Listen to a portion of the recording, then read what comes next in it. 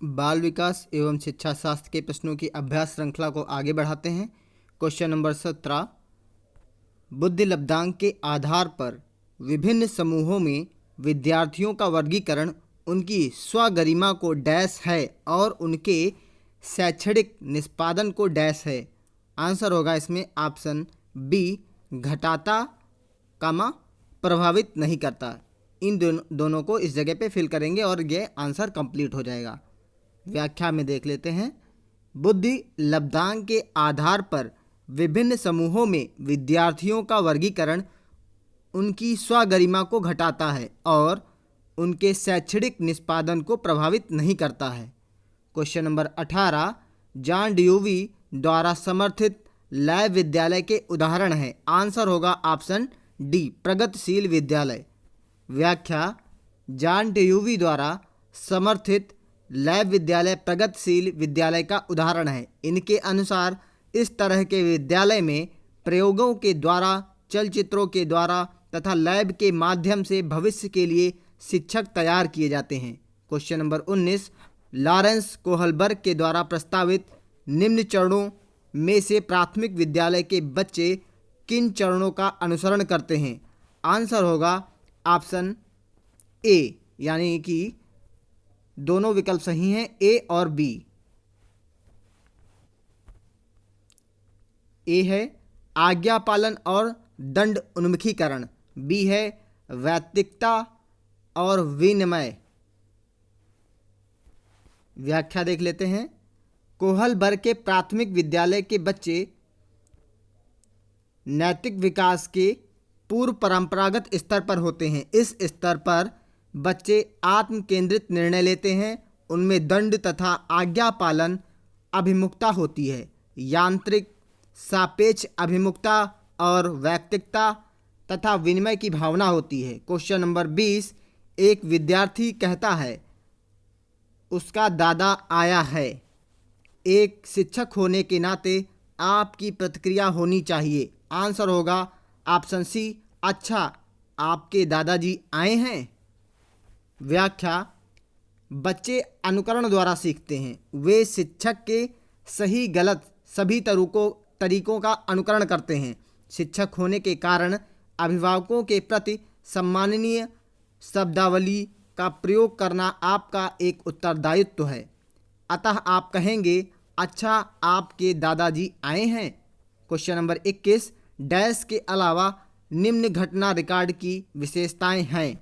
Answer होगा इसमें option B, यह व्यवहार का व्यक्तिनिष्ठ साक्ष्य है और इसलिए यह शैक्षणिक क्षेत्र के लिए फीडबैक उपलब्ध नहीं कराता। व्याख्या, यह व्यवहार की व्यक्तिनिष्ठ साक्ष्य है और इसलिए वह शैक्षणिक क्षेत्र के लिए फीडबैक उपलब्ध नहीं कराता। क्वेश्चन नंबर 22, मिश्रित आयु वर्ग के विद्यार्थियों की कक्षा से व्यवहार रखने वाले शिक्षक के लिए डैश का ज्ञान सर्वाधिक महत्वपूर्ण है। आंसर होगा ऑप्शन डी, विकासात्मक अवस्थाओं। व्याख्या, मिश्रित आयु वर्ग वाले विद्यार्थियों की कक्षा से व्यवहार रखने वाले शिक्षक के लिए विकासात्मक अवस्थाओं का ज्ञान सर्वाधिक महत्वपूर्ण है। क्वेश्चन नंबर 23, प्रतिभाशाली बच्चे। आंसर होगा इसमें ऑप्शन ए, बिना किसी सहायता के अपने सामर्थ्य का पूर्ण विकास करते हैं। व्याख्या, प्रतिभाशाली बच्चे बिना किसी की सहायता के अपने सामर्थ्य पूर्ण विकास करते हैं। क्वेश्चन नंबर 24, संकल्पनाओं की व्यवस्थित प्रस्तुति विकास के निम्न किन सिद्धांतों के साथ संबंधित हो सकती है। आंसर होगा ऑप्शन डी, विकास सापेक्ष रूप से क्रमिक होता है। व्याख्या, संकल्पनाओं की व्यवस्थित प्रस्तुति विकास सापेक्ष रूप से क्रमिक होता है सिद्धांत से संबंधित है।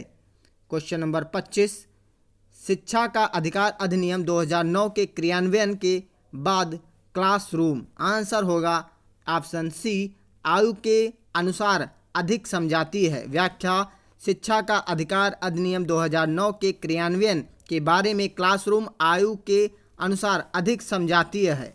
क्वेश्चन नंबर 26, बाल केंद्रित शिक्षा का समर्थन निम्न में से किस विचारक द्वारा किया गया? आंसर होगा ऑप्शन डी, जॉन डेयूवी। व्याख्या, जॉन डेयूवी द्वारा बाल केंद्रित शिक्षा का समर्थन किया गया है। क्वेश्चन नंबर 27, प्रतिभाशाली बच्चों के संदर्भ में संवर्धन का अर्थ है? आंसर होगा ऑप्शन ए, ऐसे विद्यार्थियों को वर्तमान स्तर को छोड़कर अगले ग्रेड में प्रोन्नति करना। व्याख्या, प्रतिभाशाली बच्चों के संवर्धन का अर्थ ऐसे विद्यार्थी को प्रारंभ से ही तीव्र गति से शैक्षिक प्रक्रिया से गुजारना, विद्यालयों में जल्दी प्रवेश दिलाकर तथा तीव्र गति से विद्यालयी शिक्षा समाप्त करके बालकों की प्रतिभा का विकास किया जा सकता है। ऐसे विद्यार्थियों को वर्तमान स्तर को छोड़कर अगले स्तर पर प्रोन्नत कर उनके शैक्षिक गति को तीव्रता प्रदान की जा सकती है। क्वेश्चन नंबर 28, एक अभिभावक वाले बच्चे को पढ़ाते समय शिक्षक को, आंसर होगा ऑप्शन बी, इस तथ्य को अनदेखा करना चाहिए और ऐसे बच्चे के साथ अन्य बच्चों के समान व्यवहार करना चाहिए। व्याख्या, एकल अभिभावक वाले बच्चे को पढ़ाते समय शिक्षक को इस तथ्य को अनदेखा करना चाहिए और ऐसे बच्चे के साथ समान व्यवहार करना चाहिए क्योंकि एकल अभिभावक का उनकी योग्यता, क्षमता या बुद्धि पर कोई प्रभाव नहीं पड़ता। क्वेश्चन नंबर 29, प्रतिभाशाली विद्यार्थियों के लिए निम्न में से कौन सी गतिविधि सर्वाधिक उपयुक्त है? आंसर होगा ऑप्शन बी, दी गई संकल्पनाओं के आधार पर मौलिक नाटक लिखना। व्याख्या, प्रतिभाशाली छात्र में दी गई संकल्पनाओं के आधार पर मौलिक नाटक लिखना गतिविधि सर्वाधिक उपयुक्त है क्योंकि उनमें मौलिक चिंतन, सृजनात्मकता आदि गुणों का संयोजन होता है।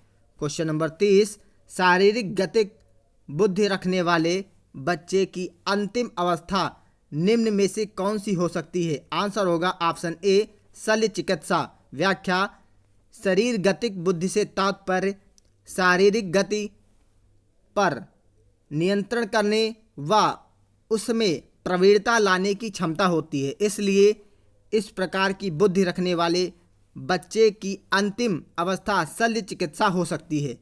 Okay, thank you.